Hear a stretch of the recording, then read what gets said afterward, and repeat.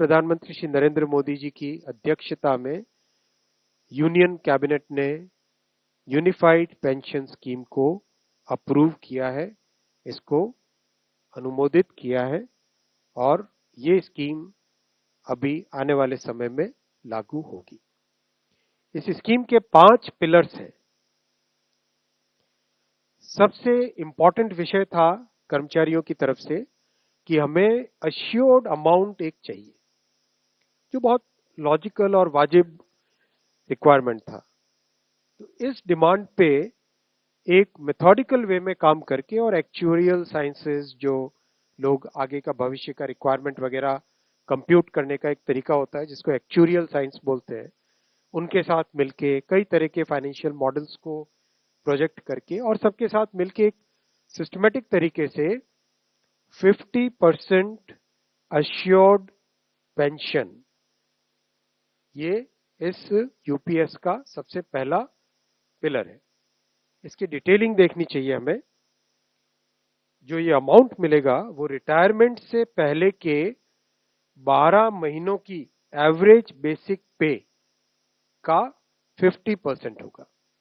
मैं रिपीट कर रहा हूं, अश्योर्ड पेंशन का जो अमाउंट है that will be the average of basic पे ऑफ 12 मंथ्स बिफोर सुपर एनुएशन, उसका 50% होगा। और इस फुल पेंशन के लिए जो क्वालिफाइंग सर्विस रहेगी वो रहेगी 25 इयर्स, यानी 25 वर्ष तक अगर किसी ने काम किया है, सेवा की है, तो उसको फुल पेंशन यानी जो ये अश्योर्ड पेंशन का अमाउंट है वो मिलेगा। डेथ हो जाए तो फैमिली पेंशन एक बहुत बड़ा, स्पाउस के लिए ये बहुत बड़ी एम्प्लॉयज की एक रिक्वायरमेंट थी, डिमांड थी। तो सेकंड पिलर इस यूपीएस का है अश्योर्ड फैमिली पेंशन। किसी भी कर्मचारी के डिमाइज से पहले, इमीडिएटली पहले जो पेंशन थी, अमाउंट था, उसका 60% मिलेगा एम्प्लॉय के, डिसीज्ड एम्प्लॉय के स्पाउस को। ये सेकंड पिलर है। थर्ड पिलर है अश्योर्ड मिनिमम पेंशन। कई बार देखा कि सर्विस कम होती है और कंट्रीब्यूशन जितना हुआ है उससे एक सफिशिएंट अमाउंट नहीं मिल पाता था, और ये अपने आप में एक बड़ा विषय था केंद्र सरकार के कर्मचारियों का और एनपीएस में जुड़े सभी कर्मचारियों का। इसीलिए एक minimum assured pension, assured minimum pension 10,000 rupees per month, वो इसमें यूपीएस में थर्ड पिलर ये रखा गया। इसके साथ आगे वाले पॉइंट को जोड़ के करेंगे तो अगर डीएनएस रिलीफ यानी महंगाई से रिलेटेड रिलीफ जो मिलेगी, तो वो आज की तारीख में होते होते करीब करीब 15,000 रुपए पर मंथ हो जाती है, which is a substantial relief part of this entire pension system. Fourth pillar है इन्फ्लेशन के साथ इंडेक्सेशन।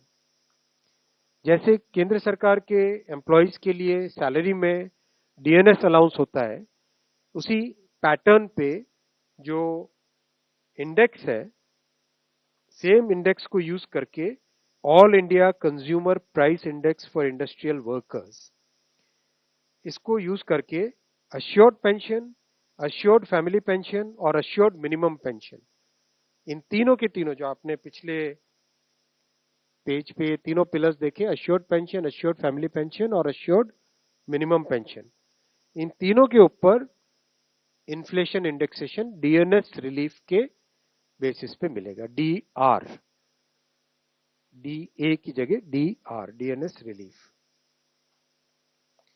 पांचवा पिलर है इस स्कीम का lump sum payment at superannuation in addition to gratuity. ये एक तरीके से बहुत ही इंपॉर्टेंट और बहुत ही बड़ी एक रिलीफ मिलेगी। जब सुपर एन्युएशन होता है तो उसके बाद में इंसान अपनी लाइफ को प्लानिंग जिस तरह से करना चाहिए, तब कई बड़े खर्चे आते हैं, इसलिए ये लंप सम एक अमाउंट तय किया गया। यह है कि हर 6 महीने की सर्विस के लिए मंथली इमोल्यूमेंट्स, विच मीन्स पे एंड डीए कंबाइंड, उसका 10% अमाउंट।